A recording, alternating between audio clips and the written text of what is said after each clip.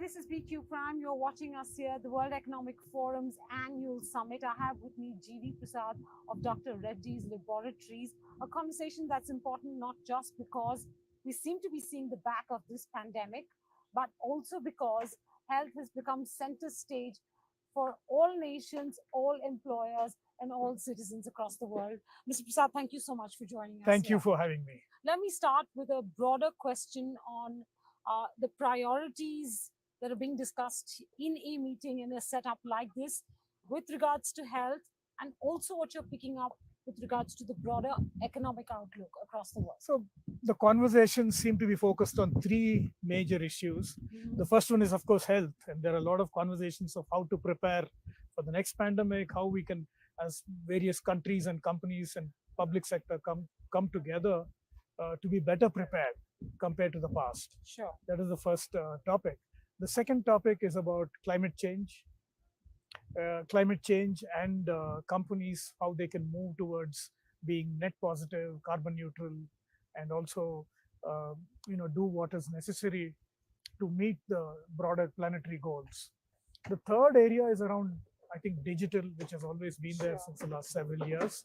Cybersecurity, digital, and of course, geopolitical issues that have now become center stage. Yeah.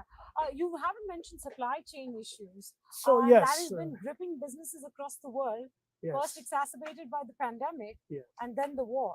And I'm sure companies like yours are also facing the same challenge. yeah. Supply chain security has also been a big issue, Right. and that's part of the geopolitical conversation. Has there been a big rethink on your end, Dr. So, Reddy's? Fortunately for Dr. Reddy's, the supply chain has not been such a big issue. Okay. We were well prepared. We planned ahead. We have inventories, and overall, this has not caused us a lot of damage. Of course, the chip shortage is causing problems for other industries, but not for us. Okay. But raw material costs, Raw material costs have cargo gone up. delays, all Yes, of that, right? yes. So But all of that's feeding into yeah, the final outcome in terms of both financial as well as time to market, and also impacting consumer demand at some level. the costs are a significant issue. Freight costs have gone up. But over the last couple of years, we've improved our supply chain efficiency, and we do a lot more by sea than by air. So that has kind of offset some of the cost increases. Okay. But overall, freight is not a major component of our cost. So we are okay. All right, fair enough. I think the question you get asked most frequently, and I'm going to do the same and ask you, is in the mix of countries that contribute most significantly to your top line, Yeah. do you see the share changing dramatically? I know you have a fairly robust pipeline when it Yeah. comes to, for instance, the US. Yeah. So what is your forecast for growth there, despite the pricing pressure that you faced, which in the last quarter you said, the declines were in double digits? Yeah, so the price pressure in the US is here to stay. That's not going away. Not going away. So we counter that by lowering our cost structures, Okay. by launching products which have relatively less competition, and find other business models. When we're early in the cycle of exploring the third item, which is new business models, Right. but cost structures, efficiency is an ongoing process. Launching new products which will take part of the which will offset part of the cost pricing pressure will be there. And then, of course, we try to make up some of the pricing, the loss in value through increased market share. What do you mean by new business models? New business models could be branded business, specialty business, or could be direct to consumer business or OTC business, things like that, which are not completely commoditized by generic So are competition. you in early stages of this? Yeah, we're very early. We're still in thought stages. Yeah, Okay. yeah. So do you have, how would you guide us in terms of being able to understand, given the robust pipeline, Yeah. and given that you have now calibrated costs Yes. to the big price decline that we're seeing in the US, Yeah. what kind of growth would you expect over the course So- of the medium term in the US market? The US market will remain a challenge for all companies. Okay. It's not going to change overnight. Our efforts will be to launch a larger number of products which will have lower competition, and that will start playing out in the next years or so. But overall pricing pressure will continue.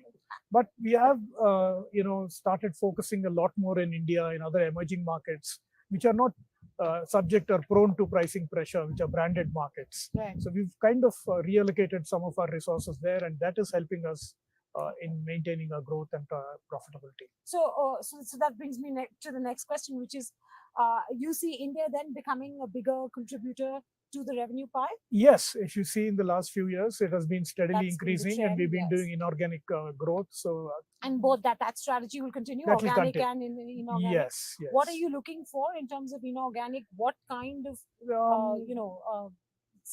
how do I put it? Specialties are you looking to acquire? So we're looking at the chronic segment. Chronic segment. We want to bolster our presence in the chronic segment, cardiovascular disease, metabolic disorders. But we are also looking at any brand franchises which will be a strategic fit for us. Okay. So what is the goal you've set for the kind of contribution India should have to the revenue or top line, given that the US is going to be, at least in the medium term, a very challenging environment? So India alone is not going to take that off. India and emerging markets and our other businesses together will contribute. In India, we are looking at a double-digit growth, market-beating growth, and open to inorganic opportunities. And what's the kind of money you've put aside for inorganic opportunities? So we are a cash-positive company. We have $200 million on the back. No, I'm just trying to understand what kind of size of acquisition are you looking at? So I can't guide you to that granularity, but we certainly have financial flexibility. We have the ability to raise debt. We are zero debt. We have 200 million so in cash. So are you looking for a significantly size expanding acquisition?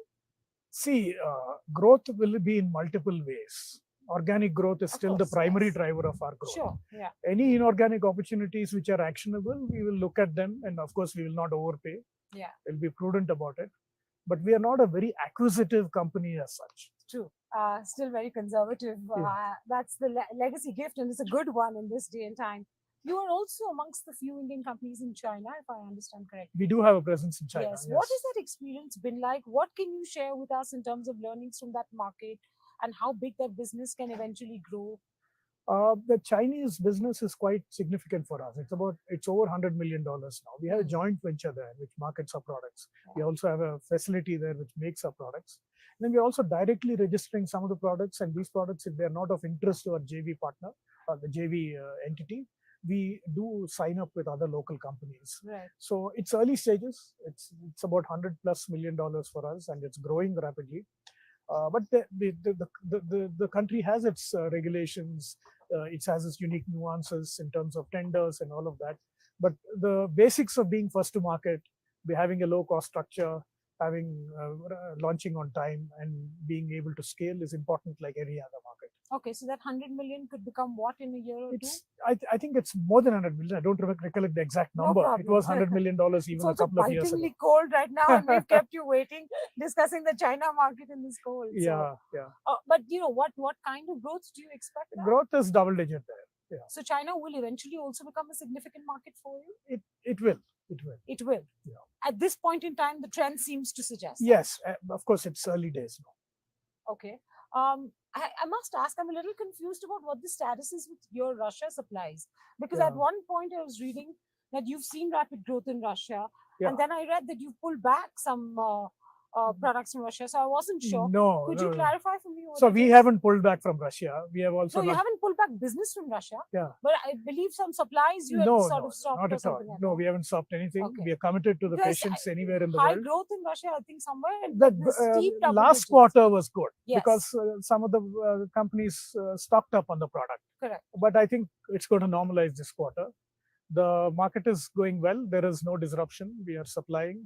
Payments are coming. So we're not concerned about the geopolitics issue. We are more committed to our patients, and we'll continue to supply to that market. We're also a player in Ukraine, and we have found ways to supply the market there also. Yeah. No, I'm not trying to be political here. Yeah. I just remember seeing the growth rates as being fairly significant. Yeah. And so I was curious if that is again the Russian market continues to grow for us. And we are growing better than the market. What will your revenue pie look like in 2 or 3 years from now, Mr. Prasad? So it's about 9% now. And that's just Russia. Russia. Yeah. For the overall and then China, India, and the US? The major markets are, the US is still the largest market. Yes, the next biggest market is India. Then we have Russia. Yes. And then we have Europe. So all these markets are So growth you markets for expect us. this share to remain not very Yes. different in the next 2 or 3 It years? should remain the same, more or less. Okay. The share of the US, relatively speaking, may go down, may go up a little, depending on the year, depending on the launches. Okay, fair enough. You have a very robust pipeline of products across these markets, right? Can you give us some visibility on what it's like?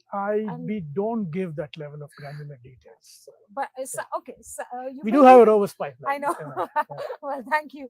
But maybe some, elaboration on what kind of growth you expect, because from everything I read in here, especially analyst Yeah. reports, they seem to be very optimistic of the kind There of are some growth. exciting products. Later on this year, we're going to launch lenalidomide, and that is going to drive growth for this year. How long it's going That's to a sustain? key US product. That's right? a key launch for Yeah, the US. yeah. So that's the information which is in public domain anyway. Yes, that's how I knew it was a key US product. Yeah. Well, is there anything else you can share with us? Not at this time, but we continue to invest in building a strong pipeline across all markets. Okay, and the latest on your, FDA inspection in the plant, given that there, I think, were 8 observations from what I remember so correctly. we are supplying product Anything from there. further We are getting in terms of an update? no update as such. It's there's nothing which is a showstopper there. The products are being shipped, and we've got approvals from that site also. Okay, so where do you see the bulk of the growth coming from, sir? So it's going to be new products. Yeah. So the that US investors can the look US forward is to. still a growth market Of for course, us this yes, year, yeah. and then the emerging markets. API was degrowing last year, but we hope to turn it around this year. Biosimilars? Biosimilars, I think, will be at the medium term, not immediately. We'll see some How revenue. big an opportunity is that? Biosimilars is a large opportunity, but it's not easy to capture that market because the US, you still need to detail the market. It has to be sold as a brand, it has to be prescribed, and that. So we're at least 2 or 3 years away from Yeah. you being able to Yeah. build any traction in that. In the US, but I In- think Europe should start faster than that. So Yeah. you can't give me any more detail on the kind of opportunity biosimilars will be for Dr. Reddy's. Not It's in the generally pub- speaking, I know how large an opportunity is. Yeah, it's at this time at that level. All right. Thank you very much, Mr. Thank Prasad, you. for speaking with us here in Davos. You have a good trip, the rest of it. Thank you I'm so sorry much. for freezing you in the cold today. No, it's okay. Thanks for that.